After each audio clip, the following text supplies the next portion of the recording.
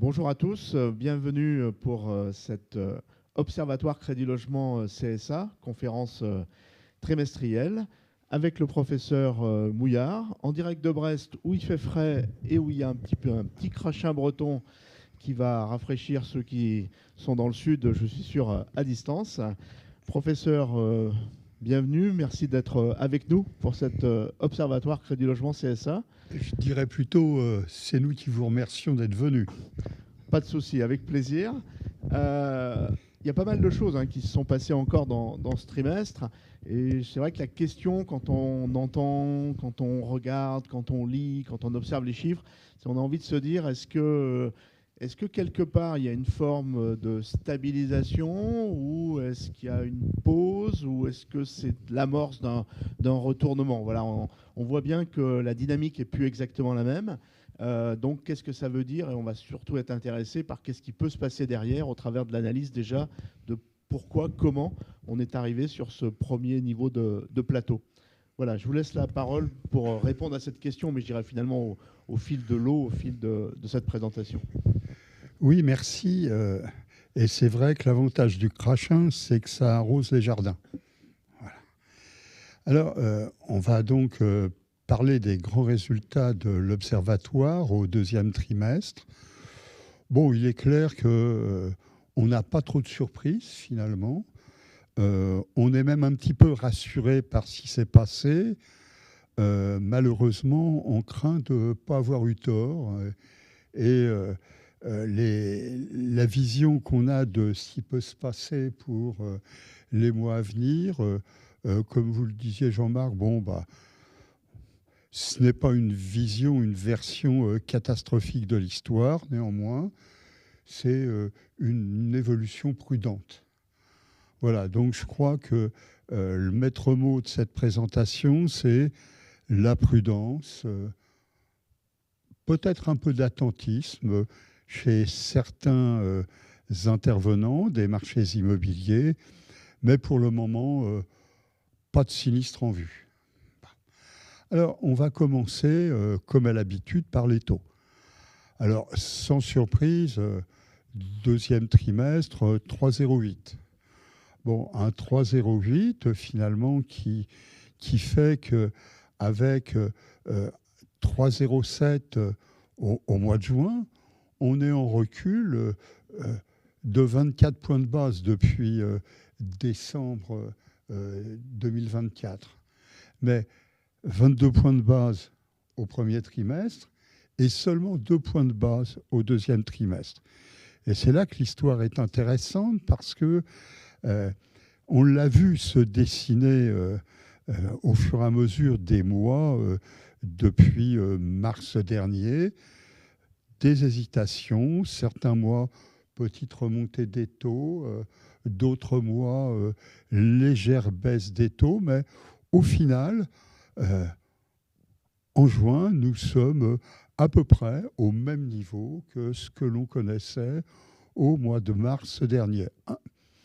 Bon, alors, ça pourra étonner, bien sûr, pas surprendre, étonner, parce que finalement, on se souvient que la BCE a baissé ses taux d'intervention à 2 reprises.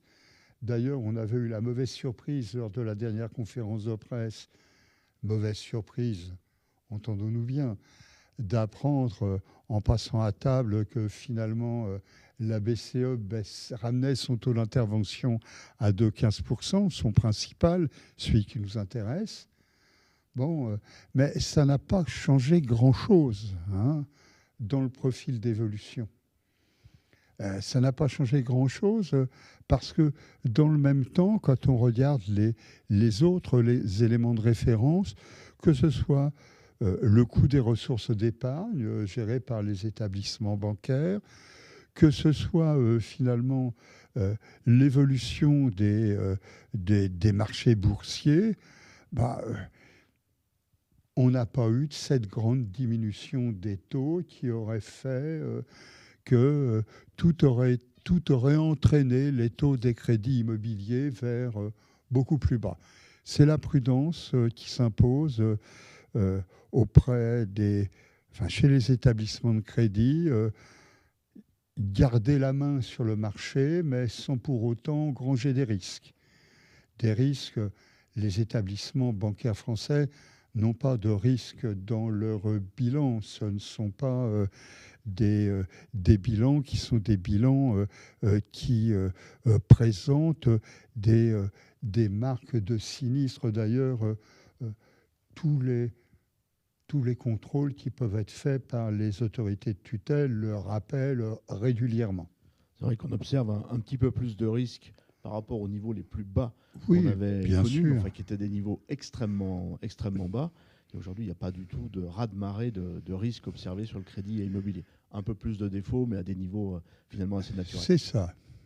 Et donc, ce qui finalement fait que quand on y regarde d'un peu plus près, si on prend nos 3 produits phares habituels, 15 ans, 20 ans, 25 ans, on s'aperçoit que la situation de ce deuxième trimestre, la situation observée depuis mars dernier nous dit à peu près sur chaque grande catégorie de prêts, nous avons une presque stabilité. Mais avec derrière, on va le voir, quand même quelques différences. Alors bien sûr, si on regarde le marché des travaux, le marché des travaux, diminution des taux au cours des 3 derniers mois de 2 points de base.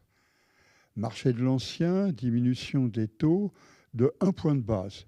Et en revanche, sur le marché du neuf, augmentation des taux de 2 points de base. Donc voilà, mais ce n'est pas ça qui nous permettrait de dire que tel marché a été beaucoup plus favorisé que d'autres, étant entendu que derrière ces évolutions, nous avons des modifications dans la structure de production par duration à l'origine. Donc, on sait que nous avons derrière cela des modifications qui permettent de comprendre plus ou moins 1 ou 2 points de base au cours de 2 mois ou 3 mois. En revanche, si on regarde les types de clientèle, alors je vous rappelle, nous divisons le marché en 4 groupes de taille équivalente, 25 points de base pour tout le monde, 25% du marché pour tout le monde.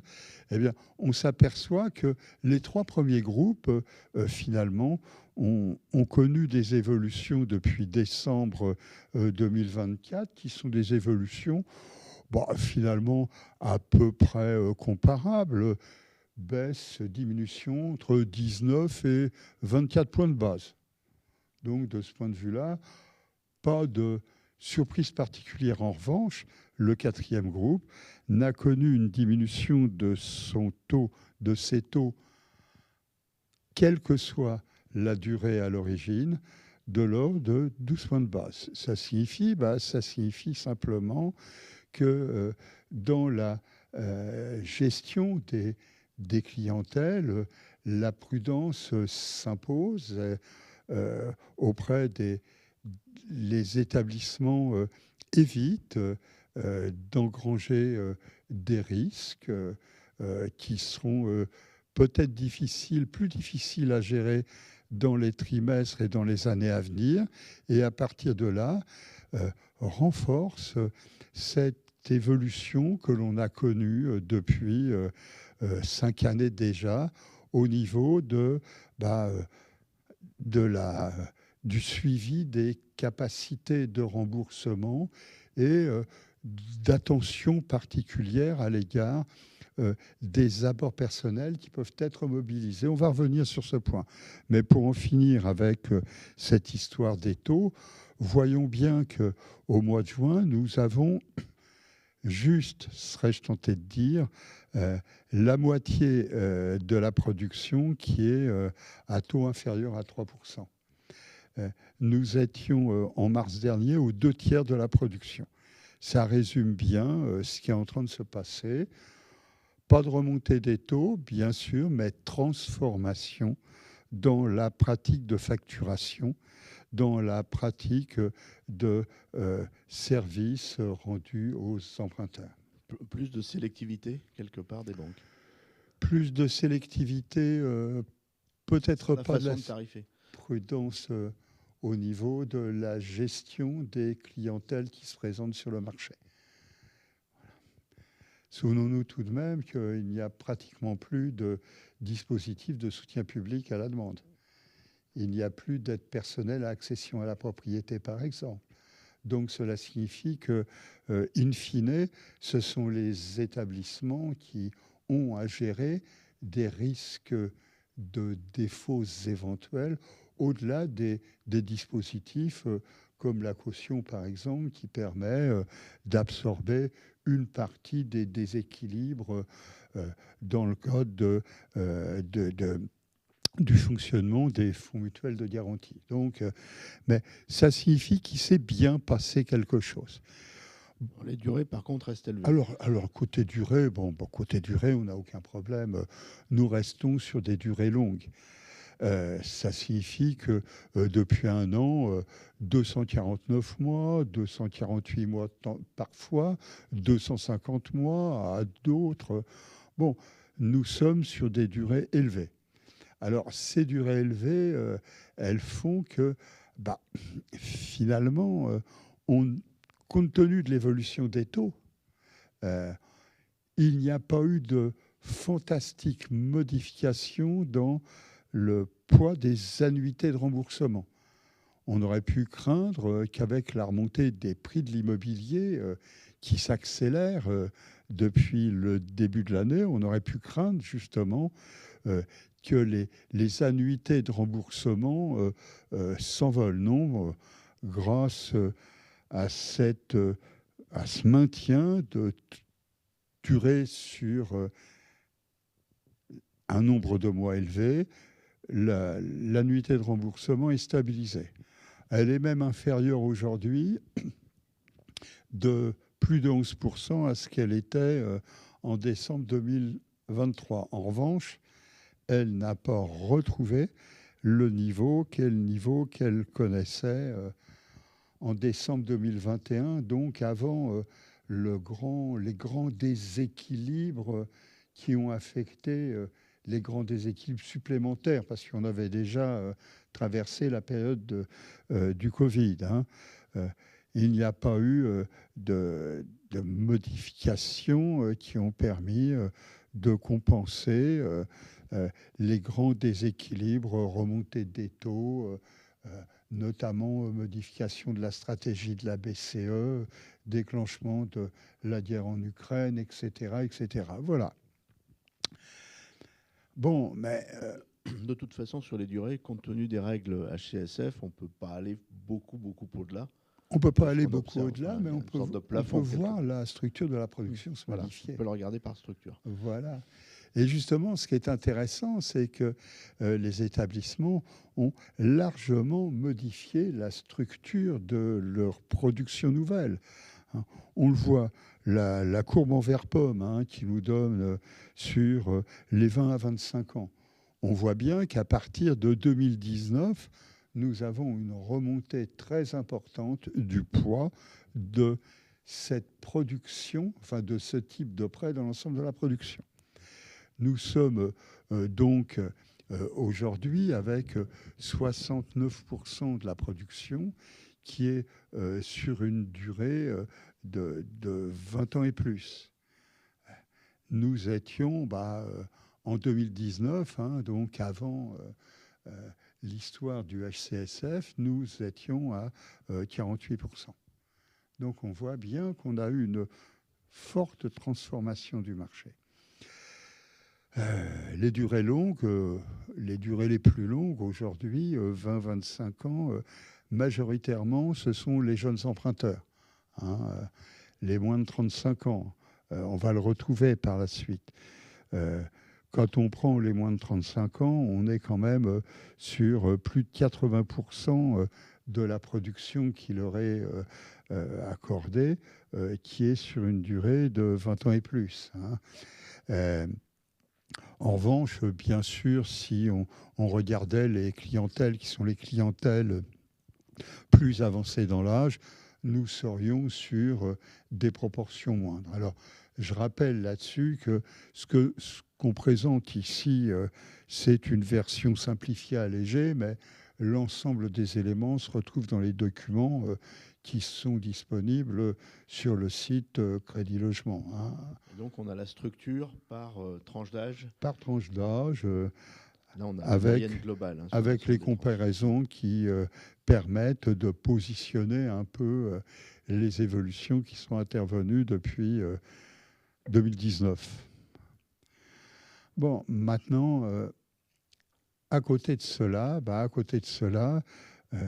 on peut noter que depuis le début de l'année, confirmant ce qui s'était passé en 2024, nous avons une évolution des revenus moyens des emprunteurs qui se stabilise un peu au-dessus de 2%. Comme en 2024, conséquence bien sûr du ralentissement de l'inflation sans aucun doute, mais aussi transformation des clientèles qui interviennent sur le marché. Pourtant, et on va le voir, nous avons notamment sur le marché de l'ancien des emprunteurs qui sont différents de ceux qu'on pouvait connaître il y a 2 ans ou il y a 3 ans. On va y revenir. Et notamment, la secondo-accession à la propriété, on va en reparler aussi, a quand même repris une place beaucoup plus importante aujourd'hui que ce que l'on pouvait connaître il y a 4 ans ou 5 ans encore. Dans le même temps, les coûts des opérations progressent vite, très vite. Hein, et ça, c'est tout de même une évolution sur laquelle on avait déjà attiré l'attention depuis plusieurs mois déjà. Augmentation des prix de l'immobilier, bien sûr, mais aussi tension sur des marchés qui sont peut-être en très fort déséquilibre quantitatif. Donc, conséquence de cela, nous sommes sur des progressions qui sont des progressions de coûts des opérations qui sont de 4,8% sur un an. Et ça signifie que cela est bien au-delà, évidemment, de ce qu'est l'évolution du revenu des emprunteurs. Et cela a une conséquence au niveau des plans de financement, un recours accru au crédit immobilier. Nous avions vu au cours des dernières années une diminution qui était une diminution des montants moyens empruntés. Une diminution des montants moyens empruntés, ce qui était compréhensible lorsque, par exemple, en 2023, les coûts des opérations diminuaient. Bon, là, ce n'est plus la même situation et cela a évidemment une incidence. Hein. Quand on regarde les montants des apports personnels, eh bien, ils diminuent en 2025. Ils diminuent en 2025 parce que transformation du marché, déplacement des clientèles, augmentation des coûts des opérations. Ce qui a comme conséquence que les taux d'apport personnel, même si le niveau de l'apport personnel a récemment diminué, les taux d'apport personnel restent élevés, très élevés. Hein, si on prend le taux d'apport personnel, il est de plus de 40% supérieur à ce qu'il était en 2019. Si on prend le niveau de l'apport personnel, il est de près de 48% supérieur à ce qu'il était en 2019. Voilà, c'est tout de même une transformation qui est une transformation notable. Alors dans ce paysage-là, bien sûr, nous avons, et nous le confirmons de mois en mois, avec d'autres maintenant, la production de crédit immobilier s'est redressée fortement et rapidement. Elle s'est redressée rapidement. D'ailleurs, dans ce tableau qui n'est pas compliqué, même s'il est un peu complexe, 5 colonnes qu'on retrouvera partout. D'abord, le rappel 2024. Hein. Puis, le deuxième trimestre 2025 en glissement trimestriel, c'est-à-dire comparé au trimestre précédent. Donc, si on prend la production, par exemple, deuxième trimestre, plus 27,9% en glissement trimestriel. Et puis, nous avons le glissement annuel, c'est-à-dire nous le comparons, le deuxième trimestre, au deuxième trimestre 2024. Et là, ça commence à devenir intéressant. On va réinsister là-dessus par la suite, on le verra. 31,7%. Cela signifie que le glissement trimestriel est moindre que le glissement annuel. Ça signifie donc que nous ralentissons progressivement. Ça commence à ralentir. Progressivement. Je dis tout de suite, jamais on ne dira que ça baisse. Hein. Loin de nous cette idée, même si les courbes qu'on présentera par la suite pourraient prêter à confusion. Mais pour autant, cela ralentit.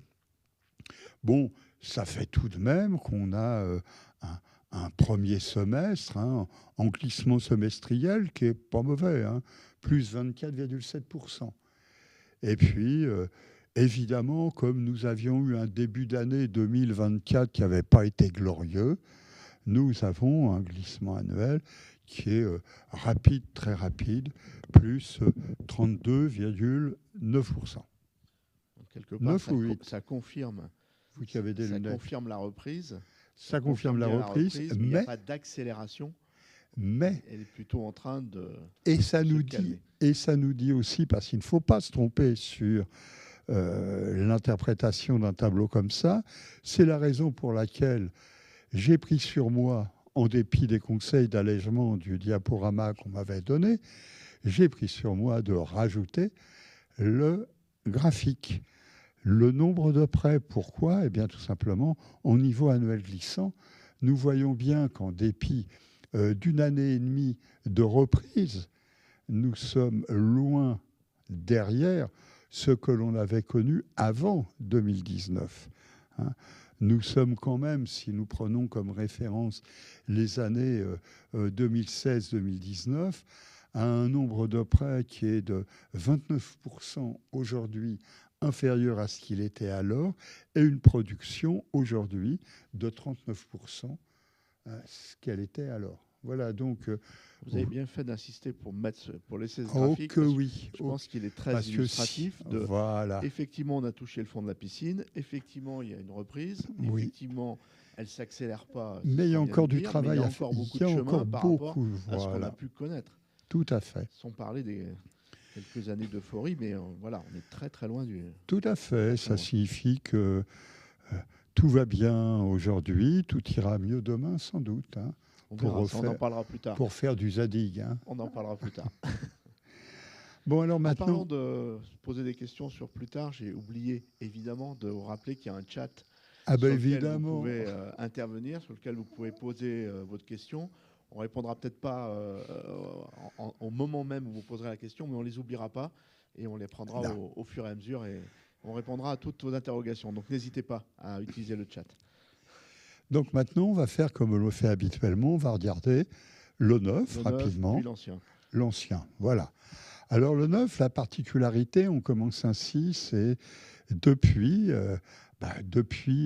un an, nous avons une poursuite de la remontée du niveau de l'apport personnel et du taux d'apport personnel. Et la remontée du niveau de l'apport personnel est quand même rapide. Hein. Deuxième trimestre, en glissement annuel, nous sommes quand même à plus 13,4%. C'est quand même une augmentation très forte. Et cette augmentation de l'apport personnel a beaucoup de conséquences. Hein. On en reparlera un petit peu par la suite. Ça signifie que sur le marché du neuf, comme sur le reste des marchés, nous avons aujourd'hui un apport moyen qui est supérieur de plus de 42% à ce qu'il était en 2019 et un taux d'apport qui est de plus de 38% supérieur à ce qu'il était il y a 5 ans. Ça signifie qu'il y a eu de la sélection de clientèle derrière. Hein. Je vous donne 2 illustrations très très rapides. de cette sélection des clientèles. Lorsqu'on regarde l'accession à la propriété, nous avons quand même en 2024, par exemple, ou au début de l'année 2025, une baisse du nombre d'accédants à la propriété en dépit du plan de relance présenté par la ministre du Logement. Nous avons quand même un nombre d'accédants à la propriété de plus de 40% moins que ce qu'on connaissait en 2019. Et si on regarde les primo-accédants, puisque on a cru comprendre en lisant parfois certains commentaires que ça y est, la primo-accession avait retrouvé les couleurs, eh bien nous sommes sur un niveau de primo-accession le plus bas qu'on connaît depuis qu'on est capable de suivre la primo-accession, c'est-à-dire depuis 1991. Voilà, donc nous avons quand même ici des conséquences de l'évolution de cet apport personnel. Alors, bien sûr, ça ne se lit pas forcément dans les histogrammes que l'on présente, bien que si on y regarde de plus près, nous avons évidemment, et ça a été une grande évolution de ces dernières années, des établissements de crédit qui se sont efforcés de préserver l'accession à la propriété, voire la primo-accession à la propriété des plus jeunes. Les moins de 35 ans, donc, ont réussi à préserver leur poids dans le marché. Leur poids, pas leur place, parce que les effectifs ont aussi chuté lourdement. En revanche, si le poids dans le marché a progressé, c'est parce que les autres sont moins rentrés dans le marché. Je dirais simplement, regardons ce qui s'est passé du côté de la promotion immobilière. Et on trouve beaucoup plus fréquemment des plus de 45 ans sur le marché de la promotion immobilière que des moins de 35 ans. Bon, du côté maintenant des tranches de revenus, du côté des tranches de revenus, on voit la même chose. On voit que finalement, les plus modestes, les moins de 3 SMIC, ont réussi à consolider leur place dans le marché. Beaucoup de grands éléments pour expliquer cela. Tout d'abord, nous avons eu des dispositions particulières du HCSF, on peut le rappeler. Et puis, depuis 2 ans, bientôt, nous avons une reprise de plus en plus rapide, soutenue, du marché de la construction de maisons individuelles. Aujourd'hui appuyé par l'initiative de la ministre du Logement à l'égard du prêt à taux zéro. Mais ça signifie que sur le marché de la construction de la maison individuelle, qui se trouve bien plus souvent sur les zones C et B2 que la promotion immobilière, eh bien nous trouvons des ménages qui sont des ménages à revenus moins élevés que ce que l'on pouvait trouver auparavant. Bon, du côté de l'activité du marché des crédits immobiliers, on va trouver exactement le même type d'évolution que ce que l'on a vu sur l'ensemble du marché. Maintenant que je vous ai décrit une fois la lecture de ce beau tableau, que vous pourrez avec plaisir analyser en détail, regardons la courbe, parce que la courbe, ça mérite à chaque fois. Nous sommes quand même aujourd'hui avec un nombre de prêts qui est de près de 28% inférieur à ce qu'il était... avec un nombre de prêts, qui est de 30% inférieur à ce qu'il était durant les années 2016 à 2019, et puis une production qui reste inférieure de 41%. Donc là, on retrouve bien ce qu'on disait tout à l'heure, c'est-à-dire que finalement, oui, nous avons eu un recul des marchés, qui est un recul rapide, qui a été très rapide. Et nous avons un redémarrage, mais ce redémarrage est loin d'avoir comblé ce qui a été perdu depuis 2019. Sur le marché de l'ancien, le début de l'histoire est un peu différent. Il est un peu différent, pourquoi ? Parce que sur le marché de l'ancien, le niveau de l'apport personnel recule. Il recule depuis le début de l'année, un peu plus de 10%. Et ce qui a comme conséquence que voilà, le taux d'apport personnel, à la différence de ce qu'on a vu sur le marché du neuf, il baisse. Alors, si le taux d'apport personnel baisse, on a plusieurs raisons à cela. D'abord, on a un déplacement des clientèles. Nous avons un déplacement des clientèles puisque ce qui est reparti sur le marché de l'ancien, ce n'est pas encore fortement le marché des grandes villes, des centres de métropole. Ce qui est reparti en revanche, ce sont les marchés périphériques des métropoles et le marché des villes, des petites villes et des villes moyennes de province, dont l'espace rural. Et il se trouve que les types d'apport personnel, les niveaux d'apport personnel qui sont mobilisés sur ces marchés sont moindres. Ils sont d'autant moindres que la plupart du temps, nous ne sommes pas sur les mêmes plans de financement, loin s'en faut. Mais au total, cela signifie que nous avons cette évolution qui tranche avec celle que l'on a pu connaître sur le marché du neuf. Donc ce n'est pas tant un changement des banques à l'égard des exigences d'apport personnel qu'un effet de structure de marché, et de la demande, en fait. Tout à fait, on l'avait déjà noté à plusieurs reprises. Bon, alors maintenant, je vous dis tout de suite, moins 10,5% de niveau d'apport personnel, ça ne signifie pas, comme on le lit parfois à tort, qu'on a eu une belle reprise de la primo-accession à la propriété. Je vous dirais que la chute de la primo-accession à la propriété, de l'accession et de la primo-accession à la propriété sur le marché de l'ancien, notamment depuis 2019, est sans précédent dans l'histoire statistique. Alors l'histoire statistique de l'accession à la propriété, c'est 1978. L'histoire statistique de la primo-accession à la propriété, c'est 1991. Donc nous n'avons jamais vu de tel effondrement.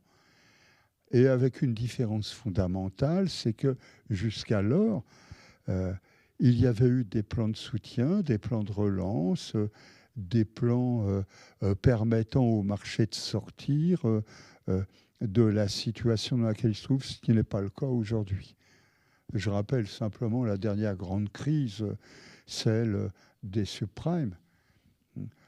En 2011, nous avions pratiquement retrouvé le niveau de l'accession dans l'ancien et de la primo-accession dans l'ancien que l'on connaissait en 2006-2007. Et donc aujourd'hui, vous ne voyez pas de signe qui me laisserait à penser qu'il puisse y avoir un début de reprise de la primo-accession ? À la primo-accession Primo-accession, oui. Sans doute, absolument pas, il est vrai.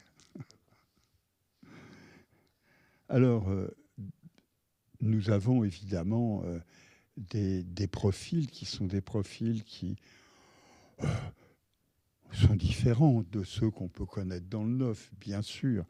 Et puis, nous avons des évolutions de profils qui sont des évolutions qui nous confirment ce que l'on a vu au cours des conférences précédentes.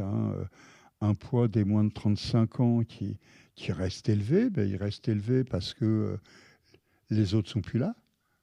Et puis, en revanche, un poids des moins de 3 SMIC qui a reculé parce que la hausse des prix de l'immobilier a comme conséquence que les difficultés, qui sont les difficultés d'entrée sur le marché, sont d'autant plus grandes que le niveau des revenus sont bas. Et au final, nous avons une évolution qui est une évolution de la production, de l'activité du marché des crédits, qui nous donne les mêmes grands signaux que ceux qu'on a pu connaître sur l'ensemble du marché ou sur le neuf.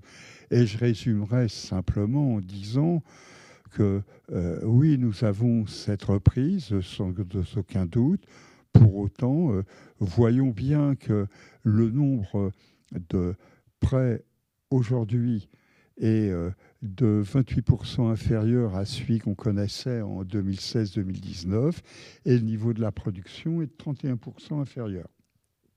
Alors, petite parenthèse, si je prends le niveau de la production, c'est le niveau de la production en euros courants. Mais si on faisait une production, allez, on va être un petit peu caricatural, si on faisait une production en volume au prix de l'IPCH, tout le monde sait ce que... Hein, eh bien, au prix de l'IPCH, nous serions à moins 35, moins 36%. Et si on prenait au niveau, en volume, au prix de l'immobilier, nous serions à moins 38% à peu près. Voilà, donc nous avons évidemment un petit bout de chemin encore à parcourir pour retrouver des années qui sont des années d'avant. Mais bon, les années d'avant, on sait, ce ne sont pas forcément des années auxquelles on souhaite se référer, oui, surtout si elles ont été bonnes. Référence en tant que telles. Surtout si elles ont été bonnes. Hein. Voilà. Non, mais on les aime parce qu'elles ont été elles sont anciennes, importantes en volume, etc. Voilà. Bon, on sait qu'on les retrouvera pas forcément. Bon, donc voilà, nous en avons fini. Maintenant, petit détour rapide sur notre indicateur de capacité à acheter. Donc la surface. La surface achetable est depuis 2011, hein, ce qui est quand même une petite durée, comme on dit. Elle s'est élevée. Elle s'est élevée de 12,5 mètres carrés. Et pourtant, depuis 2011, il s'en est passé des choses, hein, que ce soit au niveau de la situation économique nationale, internationale. Nous avons eu des crises, nous avons eu tout ce qu'on veut, des guerres et tout ce qui va avec. Et pourtant, le pouvoir d'achat, logement des ménages s'est accru au point où finalement, plus de 12 mètres carrés.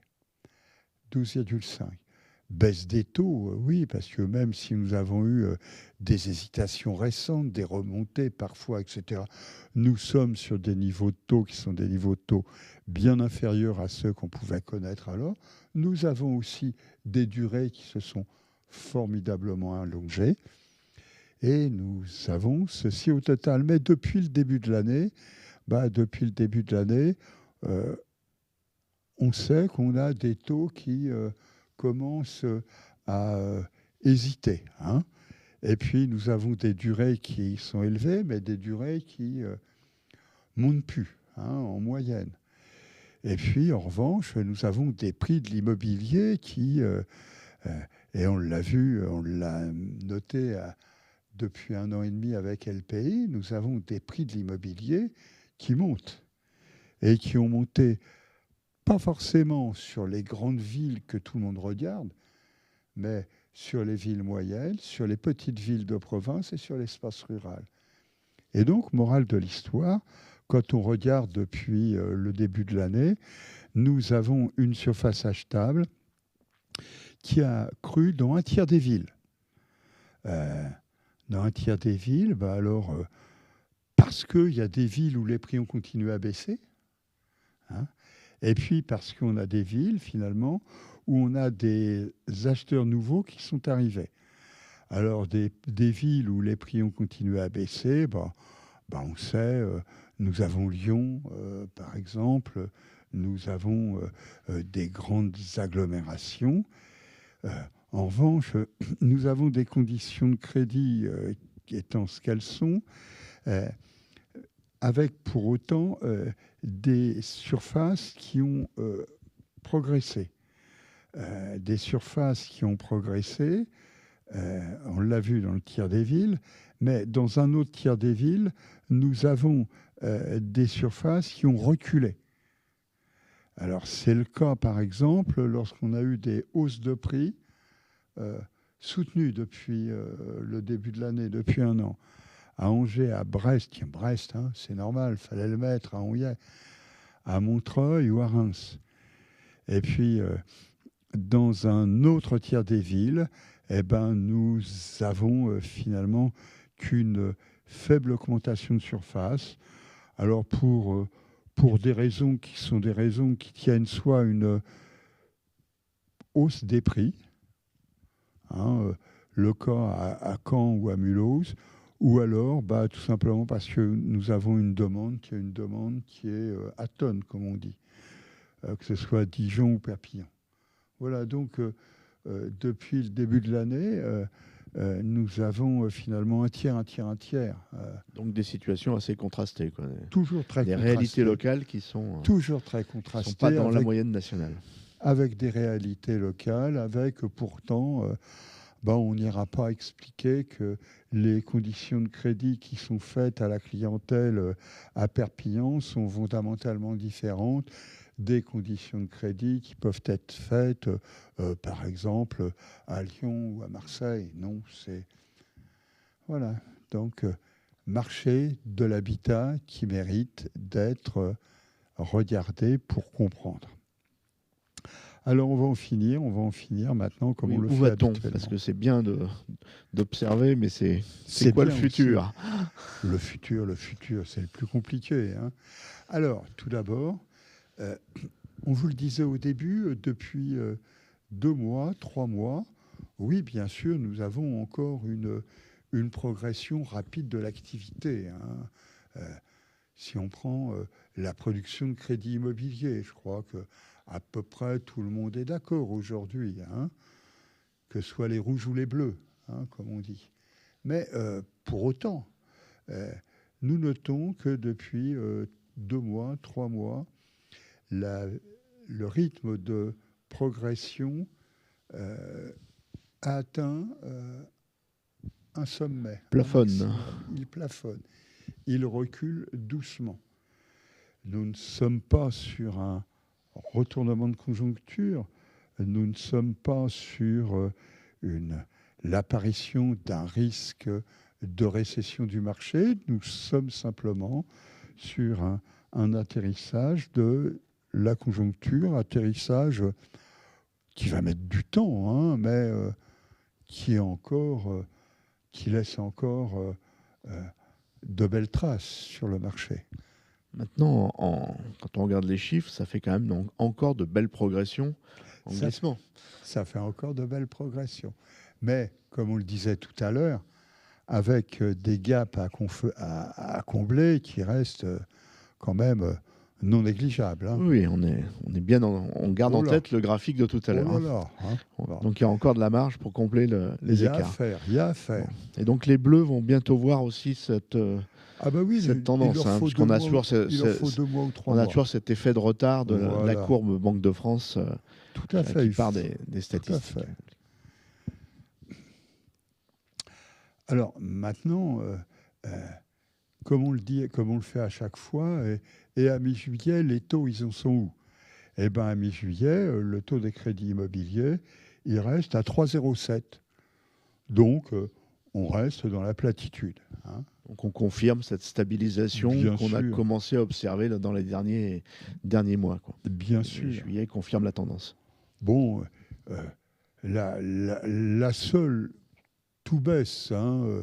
Les taux restent plats, mais presque tout baisse, hein. Que ce soit le taux de refinancement de la BCE, que ce soit le taux d'usure, hein, que ce soit le rythme de l'inflation, etc. Bon. Pour le moment, il y a une courbe... Ce qui ne baisse pas, c'est les taux longs. Enfin, les OAT, en tout cas. Alors, les taux français. il y a en une tout cas. courbe, il y a une courbe qui reste un peu plate encore, hein. C'est le taux moyen de rémunération des dépôts des ménages, mais avec un taux du livret A qui va Ça baisser va pas au durer, 1er ça. août. Oui, pour la fois prochaine, ça aura baissé, hein. 1,7 au 1er août, hein, on rappelle pour le livret Voilà. A. Et en revanche, ce qui reste, ce qui a monté, hein, et si on en croit les analyses qui sont souvent faites, ça aurait dû entraîner vers le haut les taux des crédits immobiliers. Ce qui a monté, c'est les taux de l'OAT, hein, puisque le 14 juillet, bah oui, puisque le 14 juillet, il y a un taux qui a été affiché, hein. Il était quand même à 3,44, 20 points de base de plus que ce qu'il y avait en juin. Alors depuis, évidemment, ça s'est un peu atténué, mais bon, à 3,42 hier, on va dire que l'atténuation n'était pas fantastiquement rapide, hein. Ce qu'on voit quand même effectivement, c'est que sur les taux d'OAT, petit à petit et doucettement, ils n'ont fait que monter. C'était vers Tout, 3,10, 3,20, et bien puis on est sûr. vers 3,40 aujourd'hui. Bon, Et il faut bien financer la dette française d'une manière Et ou puis, d'une ça n'a autre. peut-être pas fini de monter, Voilà, hein. donc ça peut continuer Voilà. de monter doucement. Donc en tout cas, c'est un facteur de. C'est pas essentiel pour les taux des crédits immobiliers, mais c'est un Non. facteur de frein à la baisse, quelque part, de toute façon. Voilà, mais ça nous dit que finalement, nous avons un paysage qui incite à la prudence. Exactement. Alors, pour On la va rappeler quand même que les banques refinancent une partie de leur crédit immobilier par des covered bonds et Ouais. qu'il y a une partie de ça qui forcément est liée au taux financier, donc au taux de l'OAT. Après, c'est plus complexe que ça pour la formation des taux pour la offerts formation aux des taux, emprunteurs. tout à fait. Voilà, donc tout ne Mais traduit ça pas dans les incite taux à la d'OAT et les taux de prudence. covered bonds, mais il y a un effet de rappel qui peut exister, avec Voilà. retard, mais qui peut exister. Et ça incite à la prudence dans la facturation des nouveaux services qui sont proposés aux clientèles. Exactement, oui. Alors maintenant, pour après. Hein. Pour après, bon, maintenant nous sommes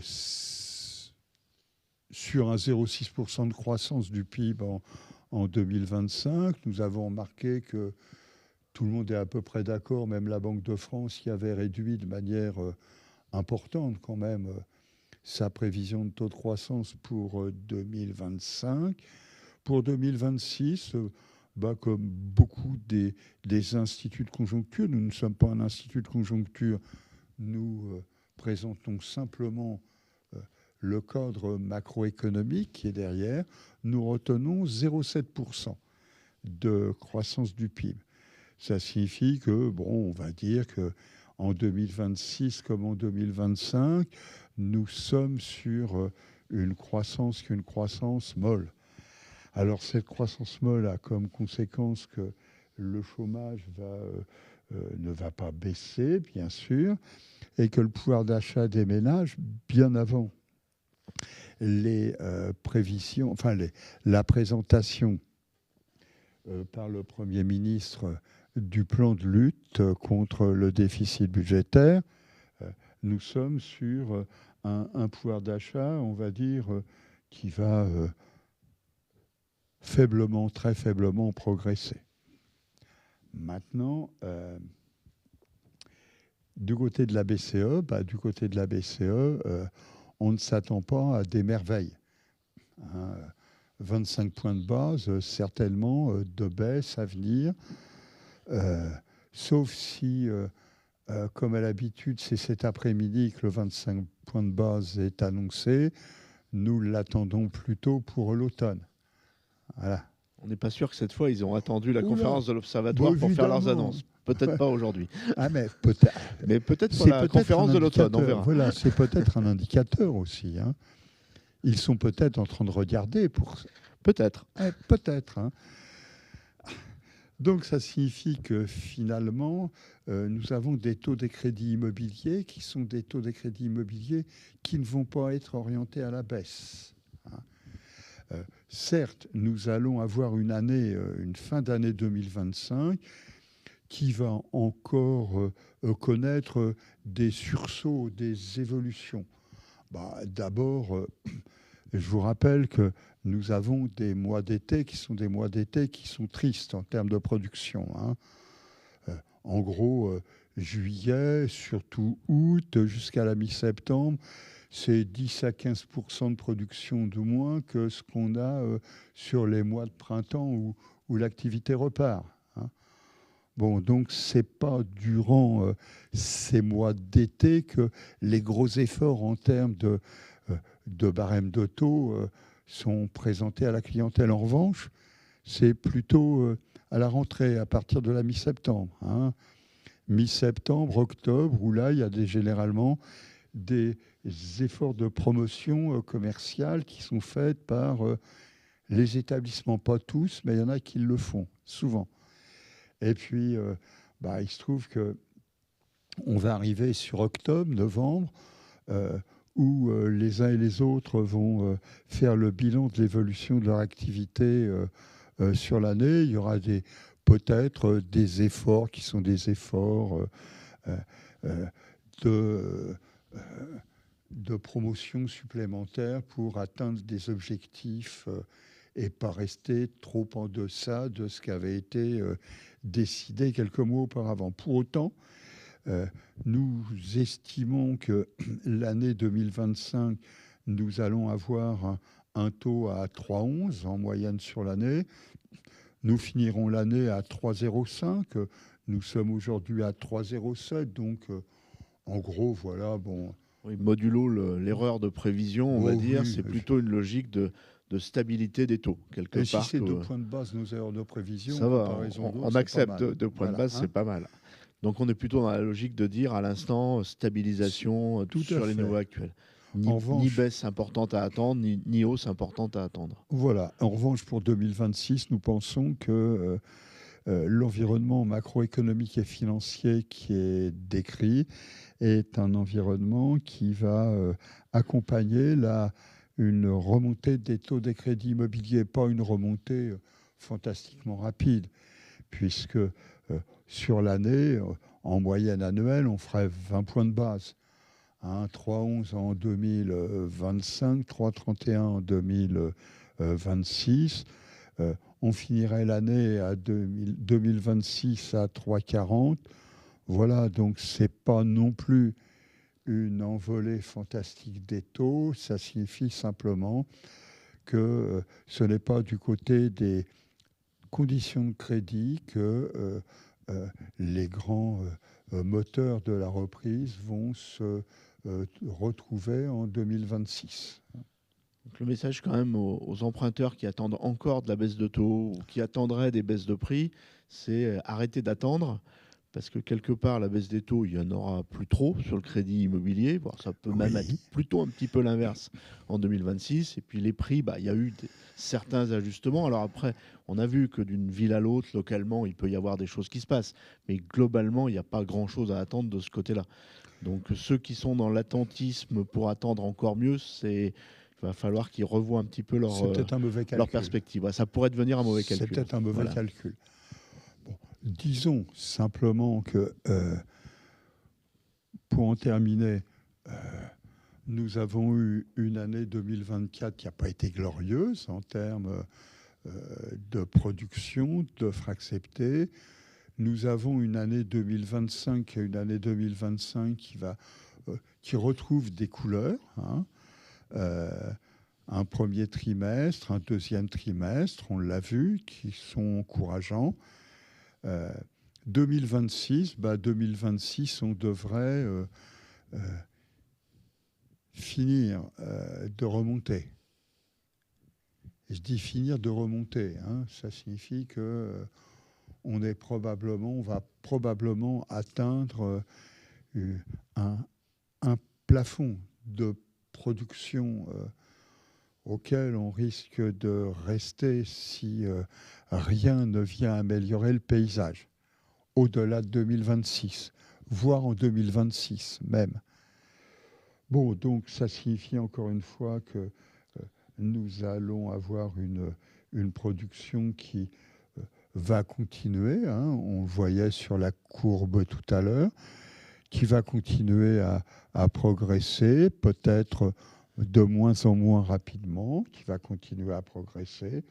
On restera néanmoins sur des niveaux et des volumes de production qui seront bien en deçà de ce que l'on a pu connaître durant les années qui sont les années où tout semblait aller mieux qu'aujourd'hui. Voilà. Mais qui, du C'est coup, bon. étaient quelque part des années un peu exceptionnelles quand on les regarde dans le rétroviseur. Oui, mais bon, on peut dire ça ainsi. On peut dire que c'était peut-être des années normales aussi. À voir, on saura ça plus tard. Après, tout ça est en euros courants ici. Si Ici, on le c'est de remettait, l'euro comme vous disiez, courant. en euros constants, c'est quand même plutôt structurellement de la baisse qu'on Alors, observerait. en volume, nous restons quand même à près d'un quart Voilà. en retrait. En 2026, hein, si tout se passe bien, nous restons quand même près d'un quart en deçà de ce que l'on avait pu connaître durant les années 2016, 2019, 2020. Voilà. Voilà, ça, faut quand même avoir ça en Tout tête à aussi. fait. Merci, professeur, pour tous ces éléments. Donc, je prends le chat pour voir si on a des questions. Allons-y. Alors, je vois qu'on a beaucoup de participants. Ça nous fait plaisir. Vous avez été nombreux à nous rejoindre et écouter ces explications autour de l'Observatoire. Crédit Logement CSA, par contre, je ne vois pas de questions. C'est toujours rassurant et inquiétant quand on ne voit pas de questions. C'est inquiétant en se disant, il y a... Ah oui, Sandrine a une question, oui, qui est, avez-vous des questions? C'est une bonne question. C'est rassurant, ça veut dire qu'on a été très clair et qu'on a déjà levé plein d'incertitudes dans ce qu'on a pu évoquer. Eh bien, écoutez, on va en rester là. Merci, Michel, pour tous ces éléments. Merci à tous et toutes pour votre écoute, que vous soyez journaliste, que vous soyez banquier. Une question. Merci. Merci à Étienne. Voilà. Votre sentiment sur l'impact que peuvent avoir les orientations budgétaires de Bayrou, donc Monsieur François Bayrou, le Premier ministre, sur le marché. Alors, je pense que le Premier ministre n'a pas beaucoup abordé la question du logement. C'est ça, j'ai pas trop entendu. Voilà. Après, c'est vrai qu'on a parlé que des jours fériés à la fin, mais, mais même sur le reste, j'ai pas entendu le mot logement. Oui. Bon, maintenant, qu'est-ce qu'on peut dire? On peut dire que les lettres de cadrage budgétaire qui ont été envoyées au ministre ne traitent pas, on va dire, très bien le logement. Hein, on va le dire ainsi. Ça signifie que de toute façon, on peut escompter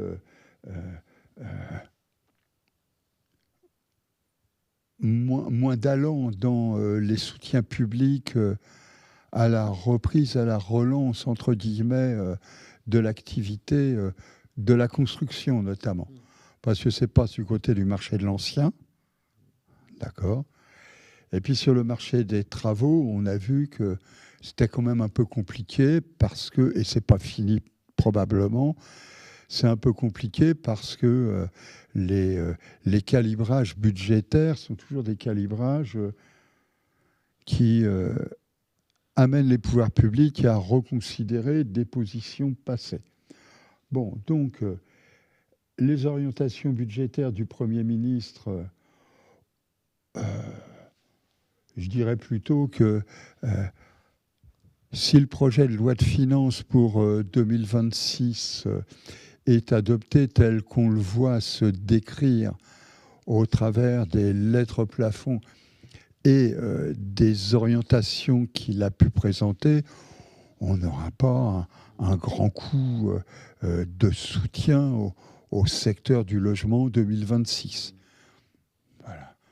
Donc, qu'est-ce qu'on peut dire là-dessus? L'impact, l'impact, à la limite, le seul impact auquel on pourrait s'attendre et qu'on aimerait voir se dessiner, c'est une atténuation des tensions sur les marchés financiers et boursiers. Parce qu'on a bien vu que Même ce matin, pendant qu'on prenait le café, nous étions en train de regarder l'évolution du marché parisien. On n'avait pas l'impression que c'était la grande euphorie.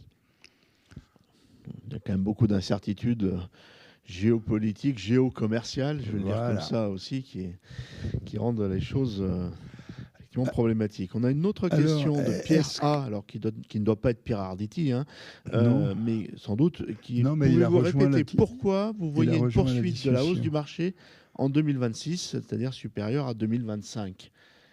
Oui, bon, du marché des crédits. je pense que ça doit être ça. On va oui. commencer par le marché des crédits. Oui, je pense que ça doit être ça. Tout simplement parce que nous sommes en reprise d'activité. On l'a vu sur la production des établissements de crédit. Hein. Cette reprise d'activité, elle ne va pas s'interrompre brutalement durant les mois d'été. Nous allons finir l'année 2025. Et avec une progression qui est une progression d'activité, qui sera une progression quand même remarquable par rapport à 2024. Et 2026 dans l'histoire. 2026 dans l'histoire, nous n'avons pas de paramètres dans le cadrage macroéconomique et financier qui nous disent que nous allons rentrer dans une période de récession ou qui nous disent que nous allons rentrer dans une période de krach obligataire. Parce que vous vous souvenez, Jean-Marc, il y a quelques mois encore, beaucoup de journaux, même parmi les plus sérieux, annonçaient un krach obligataire. D'accord ? Ça ne s'est pas passé. Donc, il n'y a pas beaucoup d'instituts de conjoncture aujourd'hui qui tablent sur un grand sinistre en 2026 à venir.